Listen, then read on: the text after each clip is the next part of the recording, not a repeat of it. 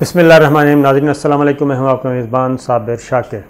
आज आपके साथ कुछ इंटरेस्टिंग ख़बरें भी हैं और बहुत ही इम्पॉर्टेंट, बल्कि ऐसे अहम तरीन इंकशाफात आपको देखने को मिलेंगे, सुनने को मिलेंगे कि आप के होश उड़ जाएंगे कि क्या ऐसा भी हो सकता है।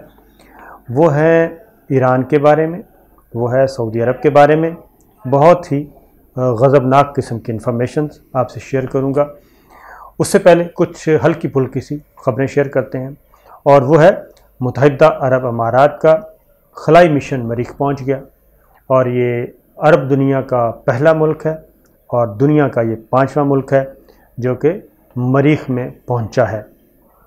और इसका बाकायदा तौर पे ऐलान कर दिया गया है। ये 30 करोड़ मील का सफ़र तय करने के बाद इस खलाई जहाज़ ने मरीख के गिर्द चक्कर लगाना शुरू कर दिया है। अमारात का ये खलाई मिशन मरीख के माहौल से मुतालिक डाटा इकट्ठा करेगा, और इत्तलात के मुताबिक यूएई ने अपने मरीख मिशन को होप का नाम दिया, और इसके पहुंचने की इत्तला भी उन्होंने ऑफिशियल ट्विटर अकाउंट पे दी। और उसके बाद ये कि दोबारा राब्ता बहाल हो गया उनका, कुछ अर्से से राब्ता मुनक़ते था, और वह मरीख के मदार में पहुंचने का अमल मुकम्मल कर चुका है। दुनिया का 5वां अरब ममालिक, अरब दुनिया का ये पहला मुल्क जो कि इस सुर्ख सैयारे पर पहुंचा है, और 3 साइंसी आलात के साथ ये सैटेलाइट मरीख के माहौल की अपनी पहली मुकम्मल तस्वीर भिजवाएगा। फिर ये आलात पूरे सीज़न और रोज़ाना की तब्दीलियों की से मुतालिक भी मालूमात और डाटा हासिल करेगा। और खलाई मिशन की इस दौड़ में कौन कौन शामिल है? अमेरिका और चीन भी इसमें शामिल है, और खलाई जहाज़ भी, चीन का खलाई जहाज़ और अमेरिका के खलाई जहाज़ भी मरीख पहुंचने वाले हैं। और जो चीन है उसका ये जो जहाज़ है वो पहुंचेगा 24 घंटे, खलाई जहाज़ आइंदा 24 घंटों में पहुंच जाएगा। और इसी तरीके से अमेरिका का जो खलाई जहाज़ है वो पहुंचेगा 18 फरवरी को मरीख पहुंचेगा। और उसमें जो चाइना का प्लान है वो ये है कि वो न सिर्फ पहुंचेगा बल्कि वो उतरेगा भी मरीख पे, और वहाँ से कुछ नमूने हासिल करेगा। जो मरीख चाइना की गाड़ी है, खलाई गाड़ी, वो मरीख पे उतरेगी और वहाँ पे पत्थर और जो भी मवाद है वो लेके आएगी, जिसका मकसद ये होगा कि इस बात का अंदाज़ा लगाया जाए कि यहाँ पे कभी ज़िंदगी थी या नहीं थी। अब ज़रा एक और ख़बर छोटी सी, ट्रंप के ख़िलाफ़ जी सेनेट का जो मुआख़ज़े की कार्रवाई है वो शुरू हो गई है। प्रेसिडेंट ट्रंप जो कि साबिक हो चुके हैं, उन पर इल्ज़ाम कि उन्होंने अमरीकी पार्लियामेंट कैपिटल हिल पर हमला किया, बगावत पे उकसाया, और उसमें हलाकतें भी हुई थीं। 6 जनवरी को हुआ था। उसके ख़िलाफ़ कार्रवाई चल रही है, और ट्रंप को बुलाया गया था। ट्रंप के वकला की तरफ से कहा गया कि प्रेसिडेंट ट्रंप बिल्कुल नहीं आएंगे। तो उसके बाद अब बाकायदा तौर पे मुआख़ज़े की तहरीक पर कार्रवाई शुरू हो गई है। थर्ड जो ख़बर है वो है इंडिया के लिए मुसीबतों के पहाड़ मज़ीद टूट रहे हैं, और किसानों ने जो कि बेकाबू हैं, 80 दिन से ज़्यादा की तहरीक शुरू हो चुकी है।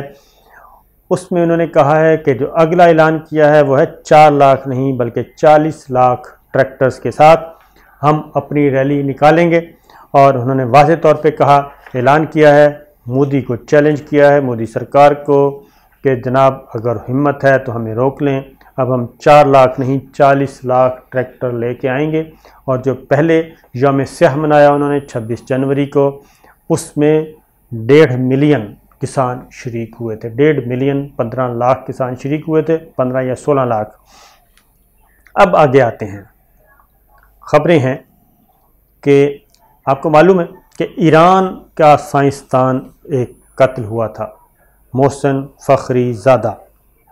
और मोहसिन फ़खरीज़ादा साइंसदान थे, एटमी साइंसदान थे, और उनके क्या कहना चाहिए, जैसे हमारे डॉक्टर अब्दुल कदीर ख़ान हैं ऐसे ही उनके थे। और वो उस जौहरी प्रोग्राम के वो खालिक थे, उनके हेड थे। उनका कत्ल हुआ था। उनका कत्ल कैसे हुआ, ये एक मुहिम्मा था। और उसके बाद ये इल्ज़ाम लगाया गया اسرائیل پہ، اور یہ الزام لگایا گیا امریکہ پہ، اور اس میں کچھ چیزیں بھی سامنے آئیں، کچھ فوٹیجز دکھائی گئیں کہ یہ اس طریقے سے ہوا ہے، اور اس سے پہلے بھی کئی سائنسدان ایران کے مارے گئے، پھر سعودی عرب پہ بھی ان کے بھی طرف اشارے کیے گئے، لیکن جو تحقیقات ہوئی ہیں وہ آپ سن کے حیران ہو جائیں گے۔ ایران کے خفیہ سروس کے وزیر محمود علوی نے جوہری سائنسدان محسن فخری زادہ کے قاتلانہ حملے کی پوری سازش کو بے نقاب کر دیا ہے اور اس سے پردہ اٹھایا ہے اور تہلکہ خیز انکشافات کیے ہیں۔ اس کے مطابق سرکاری ٹی وی ایران کا کہہ رہا ہے کوئی ہماری خبر نہیں ہے، کوئی اسرائیل کی خبر نہیں ہے، کوئی سعودی عرب کی خبر نہیں ہے، بلکہ انہوں نے کہا ہے کہ ایٹمی سائنسدان کے قتل میں مسلح افواج کا اہلکار ہی ملوث تھا، یعنی ایرانی فوج ہی اپنے سائنسدان کی قاتل نکلی، ایرانی فوج نے ہی محسن فخری زادہ کا قتل کیا۔ وزیر خفیہ سروس نے کہا کہ ہمیں 5 روز پہلے، یعنی کہ اس دہشت گردی کے واقعے سے 5 دن پہلے اس حملے کا بھی پتہ چل گیا تھا، اس مقام کا بھی علم تھا، لیکن قاتلانہ سازش ناکام فوج نے کرنی تھی، سیکورٹی فورسز نے کرنی تھی، لیکن قاتلانہ سازش فوج کے اندر سے ہی تیار کی گئی تھی اور اس لیے اس کا سدباب نہیں ہونے دیا گیا۔ یعنی ایران کی انٹیلیجنس سروس یہ کہہ رہی ہے کہ ہمیں 5 دن پہلے پتہ تھا کہ یہ ہونا ہے، جگہ کا بھی پتہ چل گیا تھا، یہ انفارمیشن ہم نے گیدر کر لی تھیں، اکٹھی کر لی تھیں، اور اس سے انفارم بھی کر دیا تھا اور یہ بھی کہہ دیا تھا کہ اس کی روک تھام کریں، لیکن چونکہ یہ کرنا ہی ایران کی فوج نے تھا تو اس کی روک تھام کون کرتا۔ اور اس واقعے سے 2 ماہ قبل وہ کہتے ہیں کہ ہم نے علاقے میں قاتلانہ حملے کی خفیہ معلومات مسلح فوج یعنی کہ ایران کی مسلح فوج تک پہنچائی تھی، تاہم اس ضمن میں بھی لازمی تدابیر اختیار نہیں کی گئیں۔ اور وزیر انٹیلیجنس، وزیر خفیہ سروس ایران کے محمود علوی کہتے ہیں کہ ہم مسلح قوتوں کے حلقے کے اندر خفیہ معلومات کی کارروائیاں نہیں کر سکتے، ہم نے باہمی معاونت کے لیے ایک نمائندے کا مطالبہ کیا تھا لیکن ایسا بھی نہ ہو سکا۔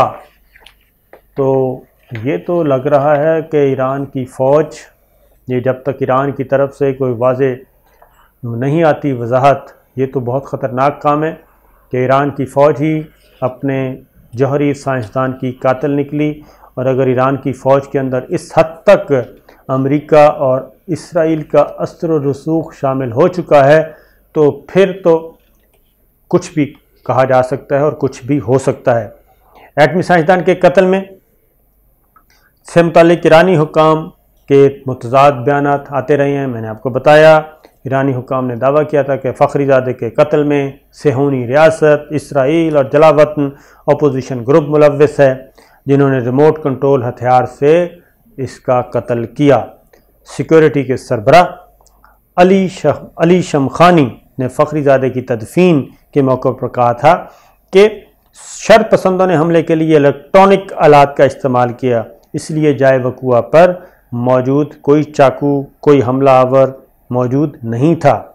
انہوں نے کہا کہ دشمنوں نے محسن فخری زادہ کے قتل کے لیے بالکل نیا طریقہ اختیار کیا۔ انہوں نے غیر ملکی میڈیا سے گفتگو کرتے ہوئے یہ بھی کہا تھا کہ ایران کی خفیہ اور سیکورٹی ایجنسیوں کو فخری زادہ کے قتل کی سازش کا اندیشہ پہلے سے ہی تھا، اس طرح کے حملے سے پہلے ہی خدشہ تھا۔ تو یہ ایک ایسی الارمنگ چیز ہے کہ رونگٹے کھڑے ہو جاتے ہیں۔ تو اس کا مطلب ہے کہ اللہ تعالیٰ کا شکر ہے، پاکستان تو بہت ساری مصیبتوں سے گزرا ہے اور پاکستان کی مسلح افواج بالکل متحد رہیں، پاکستان کے ادارے متحد رہے، اور ایسی غداری آج تک نہیں ہوئی کہ محسن فخری زادہ یعنی کہ اپنے ہی ایٹمی سائنسدان، اپنے ہی جوہری سائنسدان کو مار دیا جائے۔ اور یہ پہلا نہیں ہوا، اس سے پہلے بھی جو ایران کے جو جوہری پروگرام سے متعلق جو تنصیبات تھیں، جہاں پہ یورانیم افزود ہو رہا ہے اور اس نوعیت کے کام ہو رہے ہیں، تو وہ بھی پہلے سے ہی ایران نے کئی لوگوں کو پھانسیاں بھی دی تھیں، سزائے موت دی تھی۔ اسی جرم میں، غداری اور بغاوت کے جرم میں۔ تو یہ چیز، اس کے بعد اب یہ چوہے بلی کا کھیل ہے، کیا ہے یہ تو پتہ چلے گا آنے والے دنوں میں۔ اور دوسری جانب ایران کی طرف، امریکہ کی طرف سے کہا گیا ہے کہ ایران جوہری پروگرام پہلے بند کرے، یورانیم افزود کو بند کرے، تب ہم کوئی بات کرنے کے لیے تیار ہیں، جوہری امن معاہدے کی طرف آنے کے لیے تیار ہیں۔ اور ایران نے دوبارہ الٹا دھمکی دے دی ہے کہ اگر پابندیاں ایران پہ برقرار رہیں تو پھر ہم جوہری ہتھیار بنانے کی طرف جائیں گے اور جوہری ہتھیار بنانے کا عمل جاری رکھیں گے۔ اس لیے ہمارے سے پابندیاں ختم کی جائیں، اقتصادی پابندیاں، اور اس کے بعد ہی ہم اپنے یورانیم افزود کو روک سکیں گے، اس کی افزودگی نہیں کریں گے۔ لیکن یہ بات دوسری طرف یہ بھی ہے کہ امریکہ اور اسرائیل کی جو اطلاعات ہیں اس میں یہ ہے کہ نہیں جناب، انہوں نے یہ پہلے ہی ریڈ لائن کراس کر چکے ہیں۔ اب ایک اور خبر، وہ کہ سعودی عرب کے لیے اچھی خبر ہے، اور اس میں باقاعدہ طور پہ وضاحت کی گئی ہے، سٹیٹمنٹ جاری کی گئی، اور وہ ہے امریکی فوج کے سربراہ کی طرف سے۔ اس میں یہ کہا گیا ہے کہ بالکل یمن کی جنگ امریکہ چاہتا ہے کہ یہ بند ہو اور یمن میں امن قائم ہو، وہاں پہ اس کا سولوشن سیاسی نکالا جائے اور تمام فریقین بیٹھ کے بات چیت کریں۔ خصوصی ایلچی بھی مقرر کر دیا گیا ہے، اور اس سلسلے میں سعودی عرب اور یو اے ای پہ ہتھیاروں کی فراہمی بھی بند کر دی گئی ہے، پابندی لگا دی گئی ہے پریزیڈنٹ جو بائیڈن نے۔ اور اس کے باوجود کہ وہ پیمنٹس کیش پہ خریدی گئی تھی، یو اے ای اور سعودی عرب نے، اس میں F-35 ہیں، اس میں گائیڈڈ میزائل ہیں، یہ سارا کچھ، لیکن یہ سب کا سب روک دیا گیا، معطل کر دی گئی۔ اس لیے دوسری جانب یہ بہت زیادہ کیوس تھا۔ تو اب امریکی فوج کے سربراہ جنرل فرینک میک نے کہا ہے کہ جو بائیڈن انتظامیہ کی طرف سے سعودی عرب کے ساتھ عدم تعاون کا تاثر درست نہیں ہے۔ انہوں نے یہ کہا کہ خطے میں ہمارا ایک مشترکہ خطرہ ہے، اور وہ خطرہ ہے ایران۔ مشترکہ خطرہ امریکہ اور سعودی عرب کا وہ ہے ایران، اور اس لیے اس معاملے میں ایران کی طرف سے جب بھی سعودی عرب کو ڈسٹیبل کرنے کی کوشش کی جائے گی تو امریکہ سعودی عرب کا مکمل طور پہ دفاع کرے گا۔ تو امریکہ بدستور کی ڈبل گیم کر رہا ہے، ایک طرف وہ ایران کے ساتھ بھی رابطے میں ہے، دوسری طرف وہ سعودی عرب کے ساتھ بھی رابطے میں ہے۔ کچھ ایران کو کہیں چھوٹ دی جا رہی ہے، تو کہیں جہاں پہ اپنے مفادات، یعنی کہ جہاں پہ اس کے اسرائیل اور امریکہ کے مفادات کو نقصان پہنچتا ہے تو وہاں پہ وہ ایران کو ٹائٹ کر رہا ہے، اسکرو کر رہا ہے، اور جہاں پہ سعودی عرب اور یو اے ای اور ان ممالک کو ایران سے خطرہ ہے اور اسرائیل سے کے مقابلے میں آنے کا خطرہ ہے، تو وہاں پہ امریکہ اور اسرائیل ایک ہیں۔ وہاں پہ وہ سعودی عرب کو بھی گولی، یو اے ای کو بھی گولی کروا رہا ہے، اور وہاں پہ وہ اسلحہ نہیں کر رہا۔ یمن میں سعودی عرب نے کیا کہنا چاہیے کہ کھلی امداد، اس میں پتہ ہے کہ حوثی باغیوں کو ان کے بقول ایران سپورٹ کر رہا ہے مکمل طور پہ، لیکن وہاں پہ وہ حوثی باغیوں کے ساتھ امریکہ اپنا وزن ادھر ڈال رہا ہے، ایران کو فائدہ پہنچا رہا ہے، اور اسلحہ جہاں پہ اسرائیل کو خطرہ ہے اور یا پھر انڈیپینڈنٹ ہونے کا خطرہ ہے جو دفاعی اعتبار سے، وہاں پہ وہ روک رہا ہے، اور وہاں پہ وہ ایران کو خوش کر رہا ہے کہ سعودی عرب اور یو اے ای کو اتنا تگڑا بھی نہ کر دیا جائے کہ وہ ایران کے مقابلے میں کھڑے ہو جائیں اور ان کی ضرورت نہ رہے امریکہ اور اسرائیل کی عرب ممالک کو۔ تو یہ پالیٹکس ہے، ڈرٹی پالیٹکس ہے، چلتی رہتی ہے۔